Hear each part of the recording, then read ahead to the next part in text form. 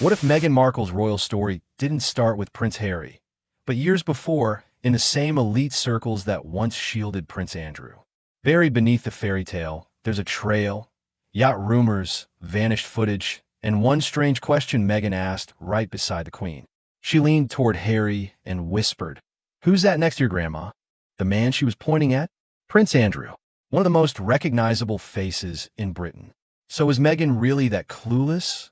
Or was she pretending not to know him? Because when you trace the overlaps, the deleted clips, the yacht trips, and the missing records, it starts to look less like coincidence and more like strategy. And that single question might be the key to one of Meghan's most carefully erased connections. On the surface, it sounds harmless, but royal watchers were stunned. How could Meghan not recognize Prince Andrew, one of the most public figures in the monarchy, photographed at every royal event for decades? Some called it a rookie mistake, others a performance, because that moment didn't look like small talk, it looked like camouflage. Playing the innocent outsider made Meghan relatable to the public and disarming to the royals. But behind that innocent question, there might have been something far more deliberate. When you dig into her past, the circles she moved in, the events she quietly appeared at, that question starts to feel less like confusion and more like cover. And once you follow the trail beyond that moment, things get murkier, much murkier. Long before Prince Harry, rumors suggest Meghan was already brushing shoulders with the elite, including people tied to Prince Andrew's world. Author Kirby Summers once claimed Meghan may have crossed paths with both Andrew and Jeffrey Epstein through shared social circles. It's unverified, but the coincidences are hard to ignore. Yacht log from her supposed study abroad summer in Spain don't quite line up. There are no confirmed classmates or photos, yet the same months show Mediterranean trips matching routes used by billionaire acquaintances of Andrew. Was it just timing or quiet access? Online sleuths point out how these patterns repeat. Luxurious trips, private invites, names that keep resurfacing around her. It's the kind of overlap that doesn't happen by accident. But the strangest part? Every time someone gets close to proving a link, the evidence disappears. And the next clue that vanished left even more questions. A Hong Kong interview that seemed to connect her to Andrew again. In 2012, just as Suits was starting to lift her profile, Meghan traveled to Hong Kong for press interviews. In one now vanished clip, she casually mentioned that royalty happened to be staying nearby. That same week, records show Prince Andrew was in Hong Kong on official business.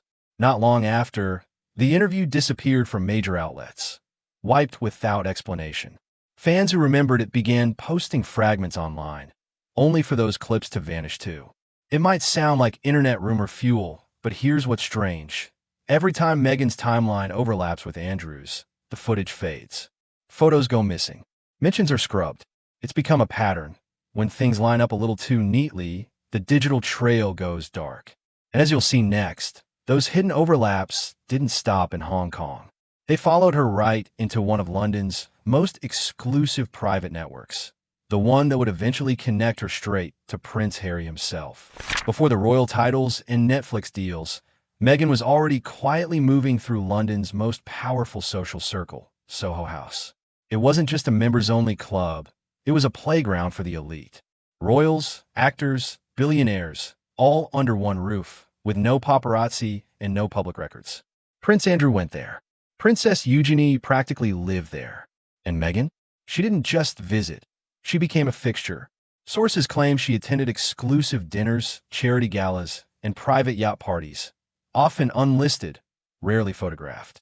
Somehow, a mid-tier TV actress was gaining access to events that usually took years of connections to reach. Even stranger, some photos from those same nights show her present, but unnamed. Cropped out, as if visibility was allowed, but identity wasn't. It's the perfect kind of exposure. Always in the right place, never officially there. And when you realize how easily those Soho circles linked Meghan to both Andrew and Harry, the question changes. It's no longer how she met them, it's when.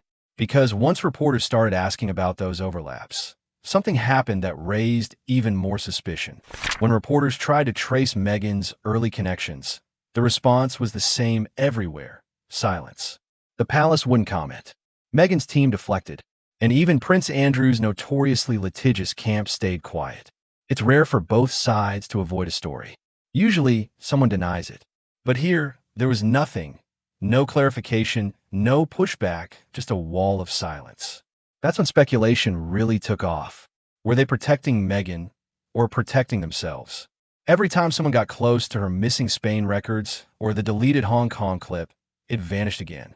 Articles quietly taken down, names blurred, archives edited.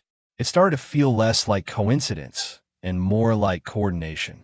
Because when both sides stay quiet, it's not denial, it's understanding. A quiet agreement to keep certain timelines buried.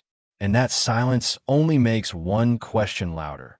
If Meghan wasn't just a royal outsider, but someone already inside that world, what else has been erased to keep that secret hidden? So here's where everything circles back. That one moment beside the Queen. Meghan leaning in and asking, "Who's that next to your grandma?" Was an innocent question or a perfectly timed act? Because if the rumors, overlaps, and vanishing records mean anything, Meghan's royal journey might not have started with Harry at all. From yacht trips to Soho House parties, from Hong Kong interviews to missing files, the same elite names keep reappearing, quietly tying her world to as long before their love story began. The palace silence, the erased timelines, the unspoken understanding. If even part of it is true, this wasn't coincidence, it was preparation. So what do you think? Was Meghan just lucky enough to fall into the royal circle?